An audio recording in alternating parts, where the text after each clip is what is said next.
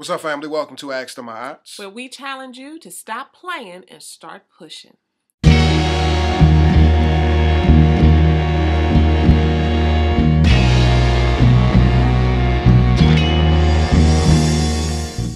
This right here is my delicious wife. Yeah. Okay. And this right here is my cookie pie. Aize.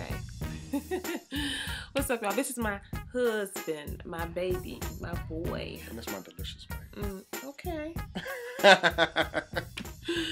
All right, y'all, what's happening? We're going to get right to it. We have a question that has come in, and it's not really a question. I'm not really sure that it's a question, but I'm going to go ahead and lay it out You here. can kind of create a question out of the scenario. So yeah, I'm not sure where she's going with this, but the young lady, she sent a question, and she even, hit us on Facebook. It hit me on Facebook and was like, did you answer it? Or how would I know if you answered it? So we are answering this for you. All right. She says, I started dating a 42-year-old man 6 months ago. She's 39. He was the perfect verbal gentleman for the first 2 months. Visits, dates, calls, text messages, blah, blah, blah. And then he started to drop in the communication area, and he started to be sporadic. He disappeared without a word for 3 whole weeks, y'all. She says that she showed up at an event, and he looked as if he had seen a ghost. Then he called her out of the blue, not wanting to explain where he had been, but asking for financial assistance. That's what I said, financial assistance. Ridiculousness. That's what that is. And then she puts, after lying about being employed. Now he wants to be clingy, but he still won't explain where the hell he's been.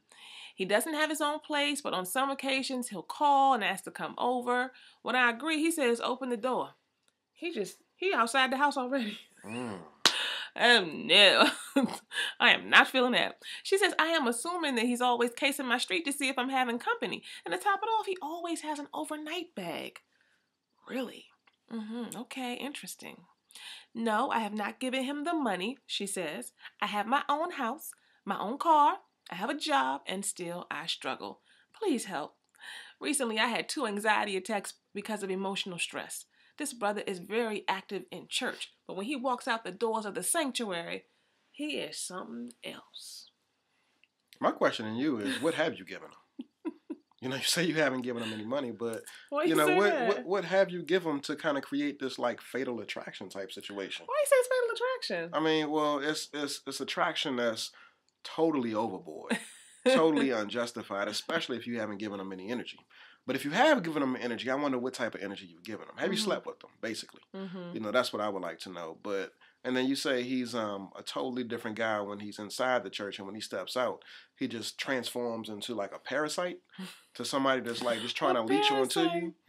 Nah, and that's another thing too. A lot of these men that be in the church, we've worked with a couple of them, and oftentimes we find. But don't stereotype now. I'm not, but oftentimes we find that brothers in the church be coming with some emotional baggage and some serious emotional baggage that will have you jacked up in your relationships. Don't be fooled by that. And it seems like in your situation, you're very clear that just because he's in the church don't really mean that he's really in the church, because he got some stuff that he's dealing with. But yeah, this is a crazy scenario right here. I would call the police, call your cousins, call your uncles. No, that's her. That's her man or something. Or maybe if it's not her man, she's dating him.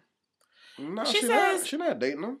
You don't think so from the way that ran? No, she said that he disappeared for 1 to 2 months. I mean, for the first 1 to 2 months. No, he didn't. They were talking, and then he just evaporated. For 3 weeks. Yeah, and so once he decided to hit Earth again, he, decides that he wants to spend the night. He starts hitting her up, and he starts, acting as though like he's supposed to be spending the night and that type of thing. She said he shows up with an overnight bag, meaning that she opens the door. Why are you opening the door? She opens the door, and I bet you that bag is coming in. Okay, he's coming in. She's not keeping him out. He's spending time, and she says when he calls and says can he come over? And I say yes. Why are you dealing with this? She says when I say yes, then he says open the door. So she's saying yes, and I'm assuming that has happened on more than one occasion. Yeah, that's crazy. So this is what I want to say to you.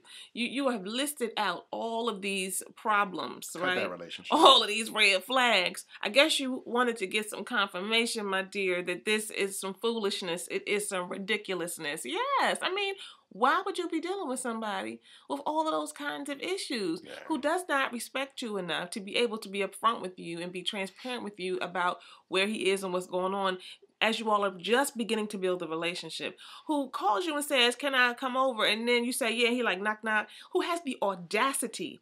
That's disrespectful to show up and then have an overnight bag. Obviously, I think my husband's on the right track. You probably done some things, you know. You've already given it the okay, and perhaps when he came, you're like thinking to yourself, I know how it is, you know, like what in the hell he came up here with an overnight bag, but you don't know how to say it. You don't know how to be said, like you know you can't stay. You get on the phone with your girlfriend, like, girl, do you know he got a daggone overnight bag? Like you have to stand up for yourself. You have to speak up and out for yourself. When we start to do a better job of screening, that's what you need to do. But look, when we start to accommodate other people who you really don't know him like that. And when we start to accommodate other people, it says more about us than it does about them. You're not doing it for him. You're not really trying to spare his feelings. It's just uncomfortable for you. So what you do is you then put yourself to the side because you don't want to be in a situation where you say something that's like, dude, like you're lunching.